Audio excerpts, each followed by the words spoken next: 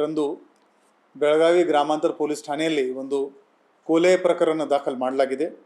ಇದರಲ್ಲಿ ಮೃತರ ಹೆಸರು ರಾಹುಲ್ ತಿಪ್ಪಣ್ಣ ತಲ್ವಾರ್, 22 ವರ್ಷ ವಯಸ್ಸು ಇವರದು. ಇದರಲ್ಲಿ ದೂರುದಾರರು ಶ್ರೀ ವೀರೇಶ್ ಹಿರೇಮಠ್ ಅಂತ ಇದ್ದಾರೆ. ಈ ಪ್ರಕರಣ ಏನಿದೆ ಅಂದರೆ, ಈ ವೀರೇಶ್ ಹಿರೇಮಠ್ ಒಬ್ಬ ಸೂರಜ್ ಸಿದ್ಗೋಳಿ ಅಂತ ವ್ಯಕ್ತಿಯಿಂದ ಒಂದು second hand Verna car purchase ಮಾಡಿದರು.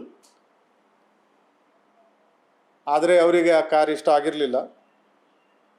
ಸ್ವಲ್ಪ ಟೈಮ್ ಹೋದ್ಮೇಲೆ ಅವರು ಬೇಡ, ನಿಮ್ಮ ಕಾರ್ ಬೇಡ ಅಂತ ಇವರು ಕಾರ್ ವಾಪಸ್ ಕೊಟ್ಟಿದ್ದಾರೆ ಮತ್ತು ಉಳಿದಿದ್ದ ಹಣ ವಾಪಸ್ ಕೇಳೋಕ್ಕೆ ಶುರು ಮಾಡಿದ್ದಾರೆ.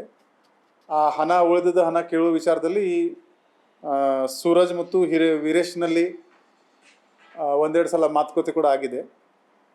ಸೊ 27 ಮೇರಂದು ಈ ವೀರೇಶ್ ಅವರ ಫ್ರೆಂಡ್ ರಾಹುಲ್ ಜೊತೆಗೆ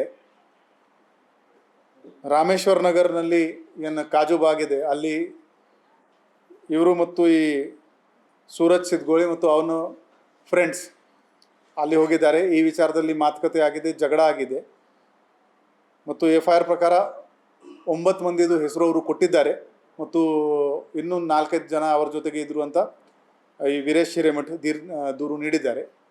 ಅವರು ಮಾರಕಾಸ್ತ್ರದಿಂದ ಅವರ ತಲೆಗೆ ಮತ್ತು ಕೈಗೆ ಪೇಟ್ ಮಾಡಿದ್ದಾರೆ ಈ ರಾಹುಲ್ ತಿಪ್ಪಣ್ಣ ತಲ್ವಾರ್ ಅವರಿಗೆ. ಅದರಿಂದ ಅವರು ತೀರು ಹೋಗಿದ್ದಾರೆ. ಸೇಮ್ ಡೇ FIR ದಾಖಲು ಮಾಡಲಾಗಿತ್ತು. FIR ಮಾಡೋದು 24 ಗಂಟೆ ಒಳಗಡೆ ಈ ಪ್ರಕರಣದ 5 ಆರೋಪಿಯನ್ನು ದಸ್ತಗಿರಿ ಮಾಡಲು ನಮ್ಮ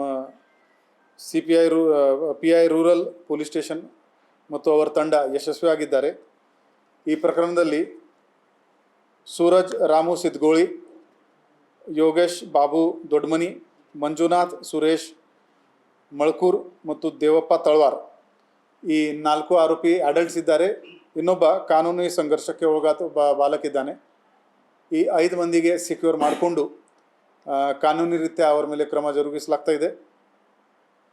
ಉಳಿದ ಆರೋಪಿಗಳಿಗೆ ಕೂಡ ಬೇಗನೆ ನಮ್ಮ ಪೊಲೀಸ್ ಅಧಿಕಾರಿಗಳು ಅವರಿಗೆ ದಸ್ತಗಿರಿ ಮಾಡ್ತಾರೆ. ಮುಂದಿನ ತನಿಖೆ ಜಾರಿ ಇದೆ.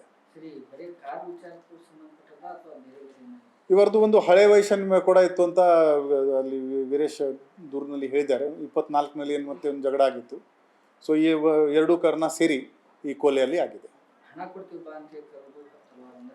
ಹೌದು.